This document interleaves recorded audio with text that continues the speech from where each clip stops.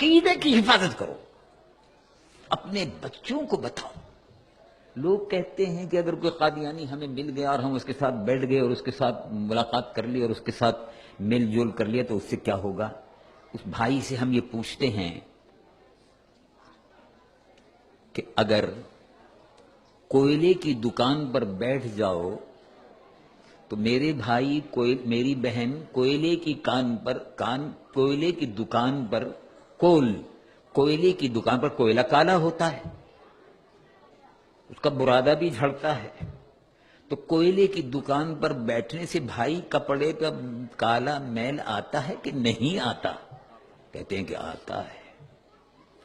اور کتے کے پاس اگر کوئی بیٹھے گا تو کتے کے منہ میں سے رال ٹپکتی ہے، وہ تھوک لگے گا یا نہیں لگے گا؟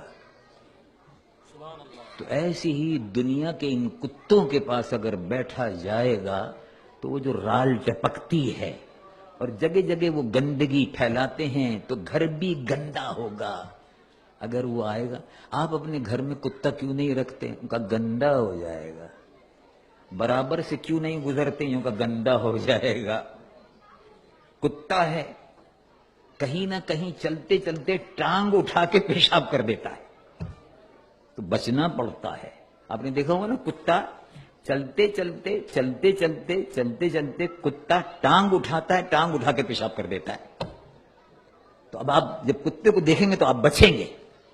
ایسے ہی جن سے ایمان پر گندگی کے چھینٹے لگے، جن سے ایمان پر گندگی کے چھینٹے لگے، جن سے ایمان صاف ستھرا ہے اس پر کوئلے کے چھینٹے پڑے، کوئلے کے برادہ پڑے اور کالک لگے، اس کو ایمان کو بچاؤ۔ صاف ستھرا نور محمدی صلی اللہ علیہ وسلم سے بھرا ہوا ایمان ملا ہے، اس ایمان کو صاف ستھرا رکھو، اور رسول اللہ حضور پر نور محمد رسول اللہ صلی اللہ علیہ وسلم کی محبت سے اس ایمان کو اپنے روشن رکھو، اس عقیدے کی حفاظت کرو۔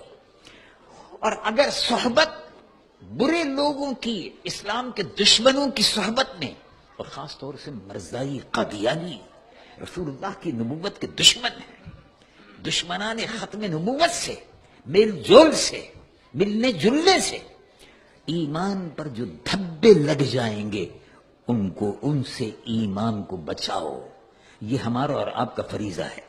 اور ایمان کے بچانے کے لیے تو میرے محترم بھائی صحابہ رضوان اللہ علیہم اجمعین اپنی جانوں کا نذرانہ پیش کر دیتے تھے، ایمان بچا لیتے تھے۔ دیکھو مکہ شریف سے ایمان بچا کر صحابہ مکہ شریف سے ایمان بچا کر لے آئے، جائیداد، مکان، دکان، کاروبار سب مکے میں چھوڑ دیا، سب مدینہ شریف آ گئے۔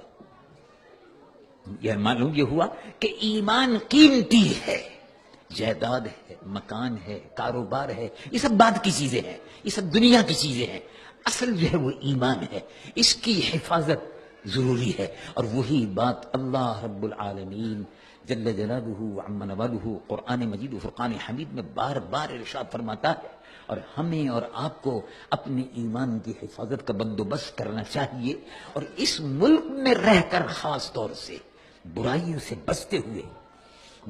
بچتے ہوئے ایمان کی حفاظت کرتے ہوئے جب آپ قیامت کے دن حضور کے دربار میں پیش ہوں گے، قبر میں حضور کے سامنے پیش ہوں گے، تو آپ یقین رکھیں کہ جو ایمان کا نور آپ لے کر گئے ہیں، حضور پر نور محمد رسول اللہ صلی اللہ علیہ وسلم کی شفاعت کے آپ حقدار ہوں گے۔